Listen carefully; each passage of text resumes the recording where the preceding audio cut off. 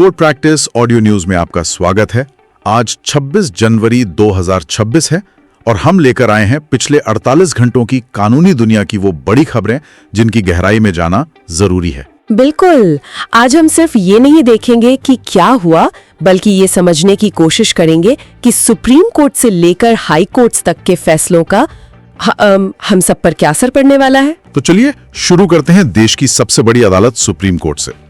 एक बहुत ही दिलचस्प मामला सामने आया है मदुरै के तिरुपरन कुंद्रम मंदिर में एक दीपक जलाने को लेकर। हाँ, पहली नजर में ये एक सामान्य धार्मिक मामला लगता है, लेकिन इसकी दलीलें इसे बहुत खास बना देती हैं। क्या है पूरा मामला? याचिका में मांग क्या है? देखिए, याचिकाकर्ता ने दो बड़ी मांगे रखी हैं। पहली तो ये कि मंदिर का प्रबंधन ASI यानी भारतीय पुरातत्व सर्वेक्षण को सौंपा जाए, और दूसरा कि मंदिर की पहाड़ी पर 24 घंटे एक अखंड दीपक जलाने की इजाजत मिले। और यहीं पर वो खास दलील आती है जिसका जिक्र हो रहा है। उन्होंने इसे एक रोज का अनुष्ठान नहीं कहा, बल्कि कुछ और कहा है। हाँ, उन्होंने इसे सभ्यता से जुड़ी प्रथा यानी सिविलाइजेशनल प्रैक्टिस कहा है, और ये शब्द मतलब ये बहुत रणनीतिक तरीके से इस्तेमाल किया गया है। सभ्यता से जुड़ी प्रथा, इसका कानूनी मतलब क्या हुआ? ये सामान्य धार्मिक स्वतंत्रता से अलग कैसे है? ये बहुत अलग है।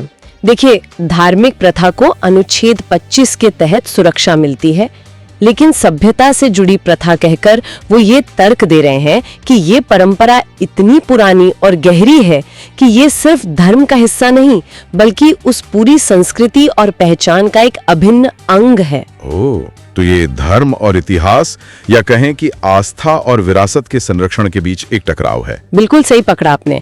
एक तरफ ASI है जिसका काम है ऐतिहासिक इमारतों को बचाना, और दूसरी तरफ लोगों की आस्था।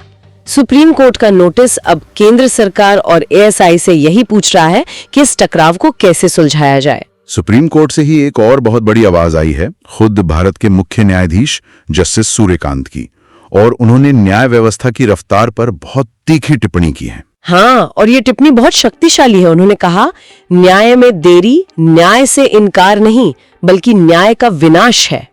जस्टिस डिस्ट्रॉयड, ये जस्टिस डिनाइड से कहीं ज्यादा कठोर बयान है। न्याय का विनाश, इसका क्या मतलब है? इसका मतलब है कि प्रक्रिया इतनी लंबी और थकाऊ हो गई है कि न्याय का पूरा विचार ही खत्म हो गया है। मतलब सालों बाद जब फैसला आता भी है तो उसका कोई मतलब ही नहीं रह जाता। सबूत खो जाते हैं, गवाह बदल जाते हैं। सही बात है। और उन्होंने एक और महत्वपूर्ण बात कही कि आम नागरिकों के लिए हाई कोर्ट्स ही कानून के शासन के असली संरक्षक हैं। हाँ, क्योंकि जमीनी हकीकत यही है। हर कोई दिल्ली आके सुप्रीम कोर्ट में केस नहीं लड़ सकता। आम आदमी के लिए तो न्याय का पहला और अक्सर आखिरी दरवाजा उसका राज्य का हाई कोर्ट ही होता है। मतलब CJI का जोर इस बात पर है कि अगर हाई कोर्ट्स मजबूत हैं तो आम आदमी का भरोसा बना रहता है। बिल्कुल। न्यायपालिका से ही जुड़ा एक और गंभीर मुद्दा सामने आया है। सुप्रीम कोर्ट के जस्टिस उज्ज्वल भूया ने जजों के तबादले में सरकारी दखल पर चिंता जताई है। और ये बेहद गंभीर मुद्दा है, क्योंकि ये न्यायपालिका की स्वतंत्रता के मूल सिद्धांत पर सवाल उठाता है। उन्होंने क्या कहा है? उन्होंने उस चलन की ओर इशारा किया है जहां कॉलेजियम के प्रस्ताव में ही लिखा होता है कि तबादला सरकार के अनुरोध पर किया जा रहा है। ये बहुत परेशान करने वाली बात है। सैद्धांतिक रूप से तो ये पूरी तरह न्यायपालिका का आंतरिक मामला होना चाहिए। लेकिन क्या सरकार से सलाह मशवरा करने में कोई हर्ज है? हो सकता है सरकार के पास कोई जरूरी जानकारी हो। जानकारी देना और प्रभाव डालना, इन दोनों में बहुत बड़ा फर्क है। यहीं पर वो महीन रेखा है। जस्टिस भूया की चिंता यही है कि ये रेखा धुंधली हो रही है, जो हमारे संवैधानिक ढांचे के लिए ठीक नहीं है। चलिए अब हाई कोर्ट्स की तरफ चलते हैं। और मद्रास हाई कोर्ट ने एक ऐसा फैसला दिया है जो आज के डिजिटल युग में बहुत मायने रखता है। उन्होंने स्कूली बच्चों का संवेदनशील डेटा इकट्ठा करने के एक सरकारी निर्देश को रद्द कर दिया है। हाँ, ये निजता के अधिकार पर एक बहुत महत्वपूर्ण फैसला है। सरकार मॉडल स्कूलों में पढ़ने वाले छात्रों की निजी और सामाजिक सांस्कृतिक जानकारी इकट्ठा कर रही थी। किस तरह की जानकारी? सिर्फ नाम पता नहीं, बल्कि छात्र की जाति, धर्म, माता पिता की आय, उनकी शिक्षा, ऐसी बहुत ही संवेदनशील जानकारियां। लेकिन सरकार की दलील क्या थी? वो ये सब क्यों जानना चाहती थी? सरकार सरकार ने कहा कि ये डेटा छात्रों के लिए बेहतर योजनाएं बनाने में मदद करेगा, लेकिन अदालत इस दलील से संतुष्ट नहीं हुई। तो अदालत ने इसे किस आधार पर रद्द किया? अदालत ने इसे सीधे तौर पर सूचनात्मक गोपनीयता यानी इंफॉर्मेशनल प्राइवेसी का उल्लंघन माना और उन्होंने आनुपातिकता की कसौटी का इस्तेमाल किया। एक मिनट, ये आनुपातिकता की कसौटी क्या है? जरा सरल शब्दों में समझाएंगी? जरूर। बेसिकली अदालत ये देखती है कि क्या सरकार का लक्ष्य इतना जरूरी है कि उसके लिए नागरिक के मौलिक अधिकार का उल्लंघन किया जाए, और अगर है भी तो क्या ये तरीका सबसे कम दखल देने वाला है। अदालत को लगा कि सरकार इन सवालों का ठोस जवाब नहीं दे पाई। अच्छा, तो ये नाबालिगों की डेटा प्राइवेसी पर एक मील का पत्थर फैसला है। बिल्कुल। मद्रास हाई कोर्ट की मदुरै बेंच से एक और बड़ा फैसला आया है, लिव इन रिलेशनशिप पर। हाँ, और ये समाज के बदलते ताने बाने को दिखाता है। अदालत ने कहा है कि लिव इन रिलेशनशिप में रहने वाली महिला को कानूनी सुरक्षा के लिहाज से पत्नी का दर्जा दिया जाना चाहिए। ये तो बहुत प्रगतिशील कदम है, लेकिन इसके पीछे का मकसद समझना जरूरी है।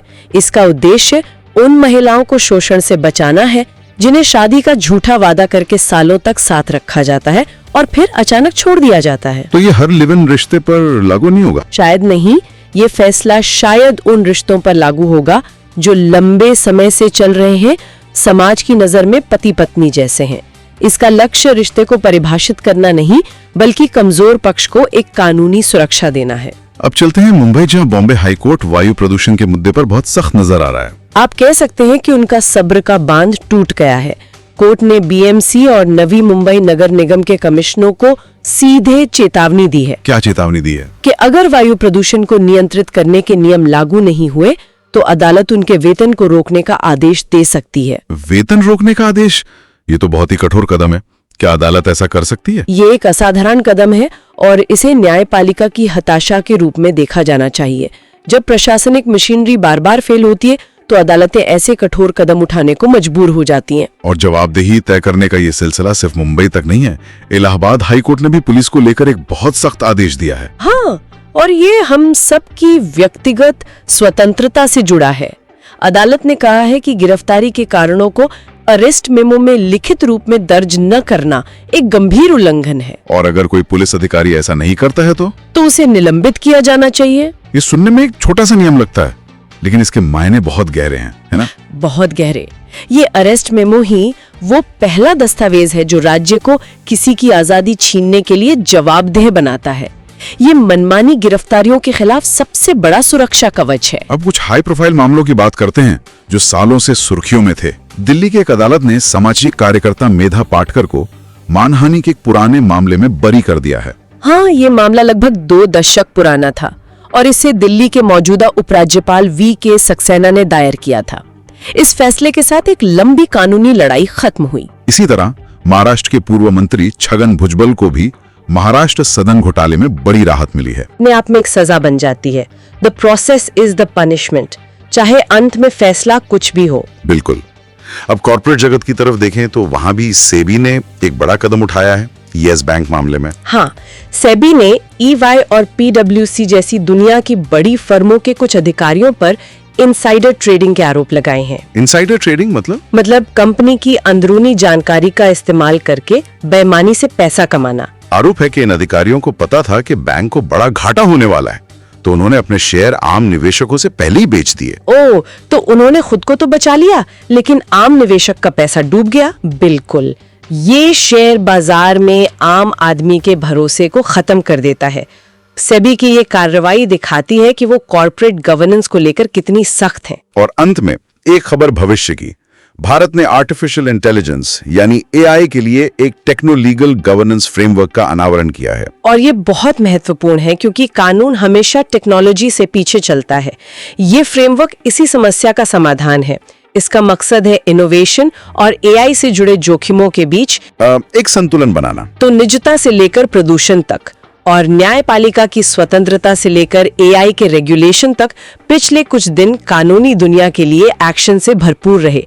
ये थी कोर्ट प्रैक्टिस ऑडियो न्यूज में हमारी आज की गहरी पड़ताल। आज की इन तमाम चर्चाओं को समेटते हुए मेरे मन में एक बड़ा सवाल उठ रहा है। हमने देखा कि अदालतें कार्यपालिका के काम में दखल दे रही हैं, चाहे वो प्रदूषण नियंत्रण हो या पुलिस का आचरण। तो सोचने वाली बात यह है कि लंबी अवधि में ये न्यायपालिका और कार्यपालिका के बीच शक्ति के नाजुक संतुलन को कैसे प्रभावित करेगा? क्या ये एक जरूरी सुधार है या ये न्यायपालिका को एक सुपर गवर्नमेंट बनाने का खतरा पैदा करता है?